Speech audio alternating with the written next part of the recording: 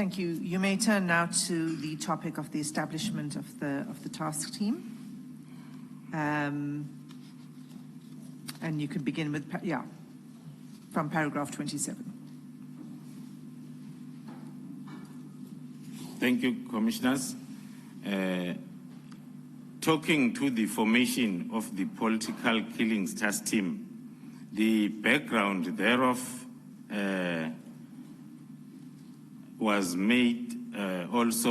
placed before this commission by the National Commissioner as well as the Provincial Commissioner of KwaZulu-Natal, and I can confirm that the political killings task team was established at a time when then these political killing incidents were increasing in KwaZulu-Natal during the period leading up to 2018, roughly from the year 2011 up until 2018, when then there was a need for the establishment of this political killings task team.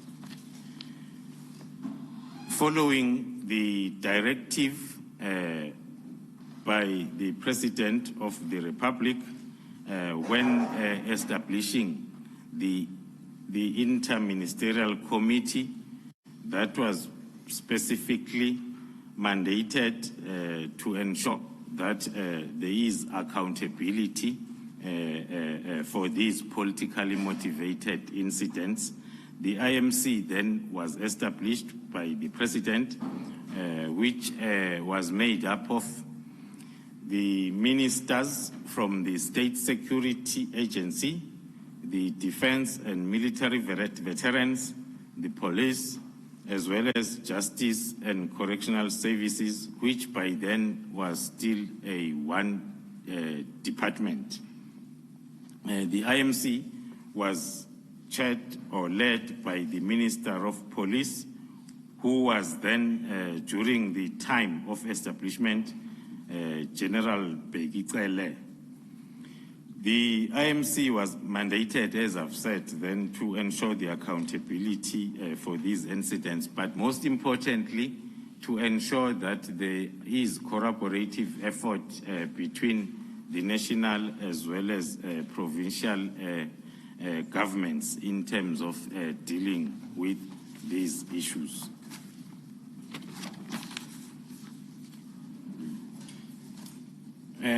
Commissioners, maybe then I will take an opportunity from paragraph 29 to 30 to explain the common misperception that we have seen and heard around the establishment of this political killings task team. There is a perception that talks to this political killings task team as formed as part of response to the findings of the Madlanga Commission of Inquiry into political killings in the same province of KwaZulu-Natal, which is not the case or not correct.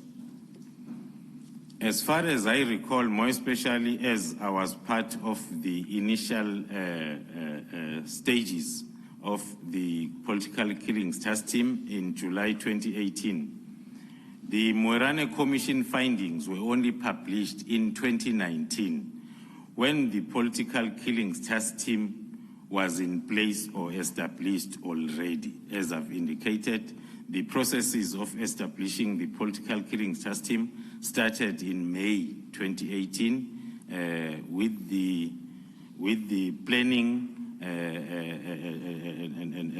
and also putting together the resources that will be utilized. Hence, then it commenced its operations in July. Of course, the Madlanga Commission had findings that came after the team was already established.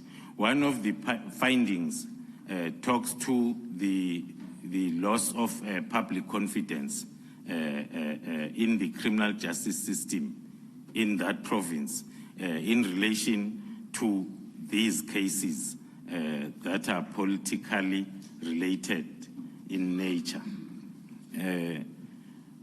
As part of recommendations, the Moerane report talks to the importance of recruiting and training as well as deploying police officers that will be able or that are properly qualified to deal with the situation as it was the case then, as I've indicated, from 2011 to 2018.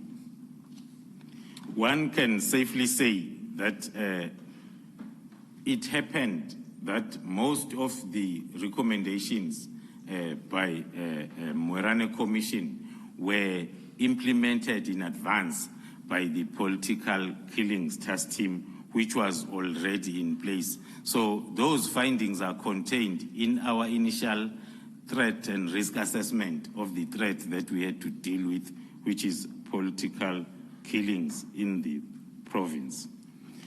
General, did the Moerane Commission, did it consider the work of the PKTT at all? Or the PKTT as an organization at all? One can speculate, commissioners, that it did because the political killings task team was already in place when then the commission was still continuing. There were participants to the commission that were also part of the political killings task team leadership at strategic level. Thanks, General. Would it be correct then to say that the extracts that you've quoted from the Commission, from the Moerane Commission, resonated with what you were observing in your leadership role as a PKTT? Would that be correct? Yes, Commissioners, that will be correct. As we moved along implementing our concepts within the political killings task team, we were also putting the Moerane Commission findings and recommendations on the table, so as then we can see that we are not off track. There are areas that are talking to the recommendations of Moerane Commission that were implemented after the Moerane Commission's report. Thank you. Can you go to paragraph 31 then, to 34, where you speak about the constitution of the PKTT?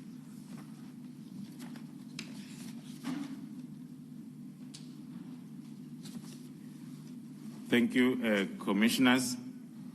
On paragraph 31, I am submitting that the political killings task team was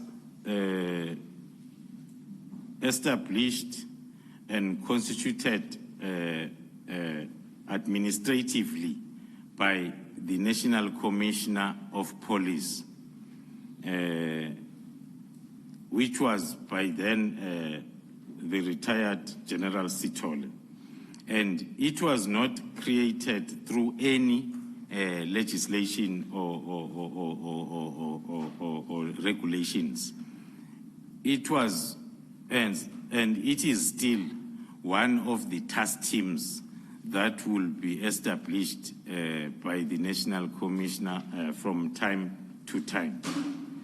It was established as an ad hoc intervention to deal with the threat of political killings in the province, focusing in the province of KwaZulu-Natal.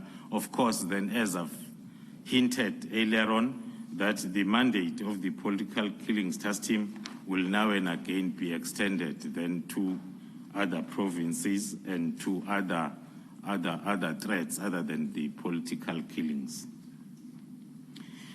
On paragraph 32, Can I just check something with you, General?